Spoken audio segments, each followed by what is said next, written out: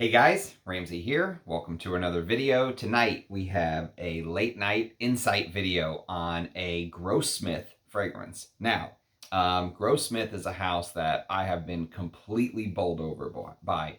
They are a house that I've reviewed one fragrance from them on the channel, and I promise you there will be more reviews from this house on the channel as time goes on, but one that I've been wearing and getting to know over the last few weeks. In fact, it took me by surprise, and I loved it so much that I reached out to my brother Eugene, who I know is a huge Guerlain fan, and I said, dude, have you smelled these Grossmiths? Because these would be right up your alley as an old Guerlain lover. So this particular one we're going to be talking about today is called Shem-el-Nessim.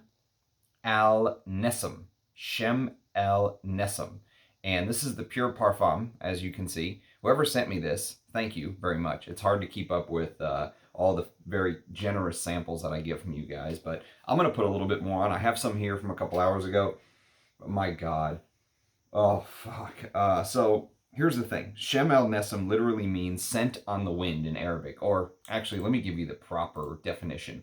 It means Arabic for smelling the breeze. And the original bottles of Shem-el-Nessim said the scent of Arabi. The scent of Arabi. And it was created in 1906. If you want a full background on the House of Grossmith, I'm not going to do it on a late night insight video, but if you want, if you want a full sort of breakdown on the house and how they went from being bankrupt during World War II to being revived in the year 2011 by a husband and wife. The husband is a direct ancestor of the folks who owned the Grossmith house. And interestingly enough, when I reviewed Hasu Nohana from Grossmith from 1888, I was wearing the exact same shirt. So maybe there's something to this, that I just feel the need for Grossmiths when I wear this shirt. The Gordon Gecko loves Grossmith. My God, man, that opening. One of the most beautiful openings. I mean, that's really the way to describe the House of Grossmith. Their fragrances are gorgeous. They are just absolutely beautiful. Most of the fragrances are traditionally feminine. Do not let that stop you if you are a man. I'm telling you right now, do not let that stop you from trying these, especially if you're sort of a perfumista. So one thing that I will just go into before I really get started talking about the scent is, over the last couple of videos that I've done, whether it be Obsession by Calvin Klein from 1985, or whether it be Van Cleef & Arpels Gem from 1987, both fragrances, I talked a lot about how there's nothing new under the sun, okay? In human history and also in perfume. Perfume is just a great example of that. How when you smell something, okay, many of these fragrance houses that claim this is new, original, extraordinary, it's a take on something else from long ago. And people in the industry, people in the know, they use historical scents as guiding lights, as benchmarks, okay? This is a fragrance that is impossible, absolutely impossible for me to discuss without discussing what I would consider to be one of the most influential, maybe one of the greatest fragrances ever produced, objectively, all right? You would think this type of fragrance is not my thing, but both of these fragrances really move me. And the fragrance I'm talking about is this. This is Guerlain's L'Heure Bleue. Now, I own the Eau de Toilette, and I also own the more modern Eau de Parfum. I would love, absolutely love the Pure Parfum of L'Heure Bleue one day. And I'd love the Pure Parfum of Jiki and Hema and all of these that I don't have. But that's a pure pipe dream. They're basically impossible to find nowadays. But, man, I'll tell you what. So, it's really something that you have to talk about. You cannot talk about Shem-el-Nessim without talking about L'Heure Bleue. They are joined at the hip, okay? To me, they're basically twins. Now, Shem-el-Nessim came out in 1906. L'Heure Bleue came out in 1912. So we'll talk a little bit about that. But even icons, what's interesting to me is really thinking about it. And L'Heure Bleue is a very melancholic scent that makes you think. You know, it's a thinking man or woman scent to me. And I was thinking about how even icons like Jacques Guerlain, who I hold in the highest regard, actually, maybe I would hold him in the highest regard. Like, if you made me rank what I would consider to be the most uh, influential or important perfumers ever, he would probably be right at the top of that list. Jacques Guerlain is an absolute icon in the industry and just a Hall of Fame member of the perfume class, right? And even Jacques Guerlain was inspired by things, what was going on at the time, fragrances that got put out. And what's interesting is both scents use this neroli to otherwise brighten up a very dark, pudgy, Play-Doh-y, irisy accord that smells very purple, very royal purple, exquisite, high class, highfalutin, as my neighbor would say. It definitely has this powdery, floral, but pudgy, thick, Play-Doh undercurrent of heliotrope. Both of them do. I consider both of these to be heliotrope dominant scents. Heliotrope and iris. Okay, two main notes in both fragrances.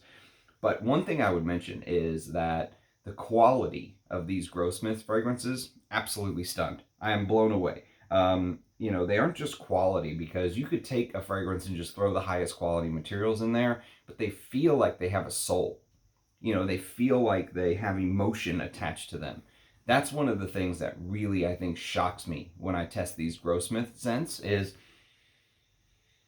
right now, if you just said, describe what you're smelling, there's something slightly spicy in there. Maybe there's a little bit of carnation, even though it's not listed. But the notes in Shem-el-Nessim are neroli, bergamot, orris root, geranium, ylang ylang, jasmine, rose, musk, sandalwood, vanilla, heliotrope, patchouli, and cedarwood. Okay, and so if I were to describe that opening, it's basically spicy, a little bit of spiciness coming through, but I think it's actually less spicy than L'Heure Bleue. I think that's one of the differences. I think it's a little less spicy, but you're just hit with this, almost like an explosion of emotion. And it's almost like the perfume is trying to just grab you and tell you a story. That's literally the way it feels. There's so much emotion attached. And L'Heure Bleue, to be 100% perfectly honest with you guys, it's one of the only fragrances ever that has literally moved me to tears. Like, if I wore it one day and I'm just looking out the window wearing L'Heure Bleue, very few fragrances have that sort of emotional side to them. And it literally, to me, is one of the most soul-twistingly beautiful compositions I think I've ever smelled, ever. And you think about kind of the greatest perfume quote of all time is also attached to L'Heure Bleue. Jacques Guerlain basically said that I felt something so deep and so moving that I could only describe it through a perfume. Couldn't even put it in words, right? And if that's not the greatest perfume quote of all time, I don't know what is. That basically sums up why we love perfume, why perfume lovers love perfume. But that's an emotion, that's a feeling that he's trying to portray in L'Heure Bleue, right? This strong feeling that Jacques Guerlain had. And Jacques Guerlain, and really the Guerlain brand, I would say, cornered the market for feelings, for me, for emotion, for bringing emotion out of me. Many fragrances I like, many fragrances I wear, many fragrances, have fantastic ingredients. Many fragrances I'm awed by their ingredients or the way that they're blended, but very few fragrances bring out this raw emotion in me. Guerlain is a house, whether you talk about Heritage, Abbey Rouge, Vetiver, Jicky, the list goes on. Mouchoir de Monsieur, it just goes on and on and on, right? Shalimar is one of the most moving fragrances to me. Those Guerlains bring that emotion out of me. Very few brands do. Very few, if any, other than Guerlain do. That's why I would consider Guerlain my favorite French house right now. Actually, of all time, my favorite French house is Guerlain. And these Grossmiths do an unbelievable job of just sort of I don't want to say copying, because actually Grossmith had some of these fragrances Grossmith put out came out first technically. So I don't want to say they're copying Guerlain, but for me, Guerlain was first. So anything that smells like L'Heure Bleue, even though it technically came out first, is almost impersonating the way that L'Heure Bleue makes me feel. When I wear Shem-el-Nessim, and I've worn it to bed now like 4 times, I've gotten like 4 wearings out of this, and I still have a lot of juice. This is the pure parfum, right? You really only need a drop, and it just blossoms on the skin. And I think the biggest difference between Shem-el-Nessim and L'Heure Bleue is that L'Heure Bleue uses this sort of sharp anise note in the top. Anise can sometimes have a slight licorice-like feel, dry, kind of bitter, sharp is a great way to describe it, okay? And this anisic aldehyde-like feel in the top. And that's missing in Shem-el-Nessim. You don't get that.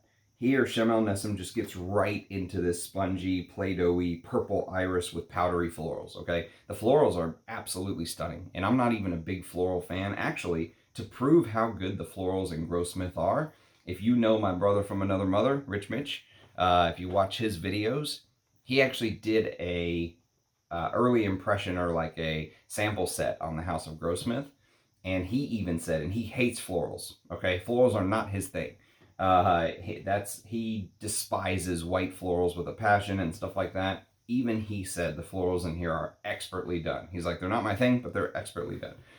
And that says a lot. So the florals are out of this world. And what's crazy is, I think if you smelled this and you just said, how in the world would a 38-year-old straight male want to smell like this? Honestly, I would rock this. There's no doubt in my mind I would wear this, but it's the beauty of the composition, and it's as a perfume lover, I approach it thinking about this fragrance differently than most 38-year-olds, okay? Most 38-year-olds are thinking, what would other women smell on me when they smell this? What would they think if they smelled this on me? Or what would my brothers think? What would my friends think? What would my guy friends think if I came up smelling like this? They may laugh at me or whatever it is, right? And to me, it's approaching it from a different angle. You're approaching it, you're thinking about it differently when you wear it. I adore the combination of notes and sort of the vintage old school feel here. The ingredients are out of this world. There's no getting around. I mean, that is a big part of it, I think. And again, if you want sort of a backstory on the House of Grossmith, go watch my initial Grossmith video. There is a Grossmith playlist, so this will be the second video. There will be more to come. But before I give too much credit to Grossmith, I do feel like I need to be objective and say a few words. So the first thing is that, like I said earlier, the brand went bankrupt, and one of their ancestors kind of revived the brand and made fragrances around 2011. Okay, started trying to make fragrances from the fragrance book. They literally had the book, I guess they would call it like the ingredient book or whatever they wanted to call it, right? It's what do they call that? They call it the formula book. Excuse me, the formula book. So they literally had the formula book, how much of each oil, to create these fragrances.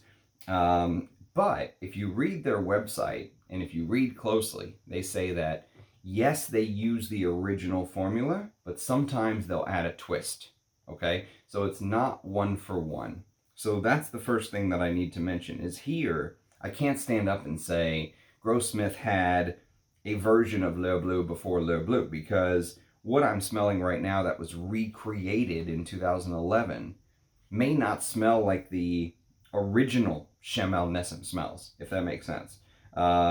The other thing is that this is the more expensive pure parfum concentration, and it's actually a lot more expensive. So just to give you an example, 10 mils of the pure perfume is 195 pounds. 50 mils of the pure perfume, 420 pounds. 100 mils of the pure perfume, 550 pounds. Those are big dollar numbers, big dollars. Now, the eau de parfum is more manageable. 50 mils is 210 pounds. 100 mils is 295 pounds. But you can see right there that it's not cheap, okay? It's not cheap. The crazy part is, I think it's worth it. I think that those prices are actually pretty reasonable for what I'm smelling here. This is high-end stuff. This is extremely high-end stuff. I don't know. Maybe the EDP isn't like as jaw-droppingly beautiful as the pure perfume. I have no clue. But I guess the point that I have to kind of get across is if you're new to fragrances, the biggest thing is this with Shem-el-Nessim. If you are new to fragrances and you smell this, the first thing you're going to say, and you're not alone, I think everyone would say this, okay? Everyone who is brand new to fragrances would say this. You're going to smell like a grandma, right? Or you're going to smell old and powdery. You're going to smell like an old, decrepit lady. You're going to smell like a perfume that sat on some lady's counter for 100 years. Who would want to smell like that? I promise you, if you're new to the fragrance game, if you've been in the game for a while, you'll probably love this. That's my guess. My guess is you'll smell this, and even if it's not your thing, you will respect it. You'll adore it. You'll respect it. But I would say set this aside. If you're new to the fragrance game and you smell this and your first thought is, oh, grandma, who the hell would want to smell like that? This is shite. It's not. I'm telling you, this is quality stuff. And put it aside for 6 months, a year, 18 months, however long you need to smell more stuff and come back to it. And my guess is that, not everyone's going to love, you can't have everyone love something, but my guess is that you'll come around to it. This is just this brand in general, I think, is just so beautiful, just gorgeous. And I mean, I would just say that objectively, these are not even my type of perfumery. Well, I guess they are, because I'm a huge Guerlain fan. But if you came to me and said, hey, we're going to create a fragrance that focuses on powders and florals and stuff like that, I would probably be like, it's probably not my thing. But the way that they do it is so breathtakingly, I mean, it literally takes your breath away. So the other thing is I am just stunned by the consistency of what I've smelled. I've smelled 3 of them now, done a video on 2, smelled 3. And all of them, every single one, without fail, is fantastic. And I have yet to smell a Grossmith that is anything other than fantastic. Not even just good, I mean fantastic. So there's that. And there will definitely be more from this brand on the channel, like I said. So, but staying with Shem-el-Nessim. So just imagine you have this spicy, powdery, floral backbone, right? And it feels almost compact. Compact in a couple ways. Compact in the sense that you take your purple Play-Doh, your expensive smelling iris, concrete, orris butter, whatever you want to call it, and you literally compact it together and mush it together into a tight ball. And it feels compacted, but on the other hand, it feels like a cosmetic compact like smell. It almost has this purple iris smell that you get in like these cosmetic-y, like I'm imagining old Lucille Ball episodes. I Love Lucy, where Fred says, Ethel, your nose is giving off a reflection again, and they make the girls go to the bathroom, and the girls whip out their little cosmetic powders and powder their nose. There's literally that old school powder feel to this fragrance. And if you are a powder lover, that's why I started this by saying, I reached out to my friend Eugene and said, you have to try these. They are right up your alley. And it's funny because in L'Heure Bleue, you think of kind of twilight, you think of dusk, you think of the blue hour, if you will. Here, it's almost like a powdery musk. So instead of a powdery dusk, it's like a powdery musk. And the feel is the same. And just imagine this couple holding hands in 1906 with Shem-el-Nessim, or in 1912 with L'Heure Bleue, and wearing this style of perfume. And just imagine how their lives would have changed as the world changed. These were released right before the Great Depression, 2 world wars, the Great Influenza, and the florals just feel ever present. They feel unreal, like the invisible hand of nature, kind of moving things around. There's also this unreal warmth to the fragrance. I often kind of comment on how some of these fragrances can have this skin-like feel, this human touch, and this has that. But it almost feels like the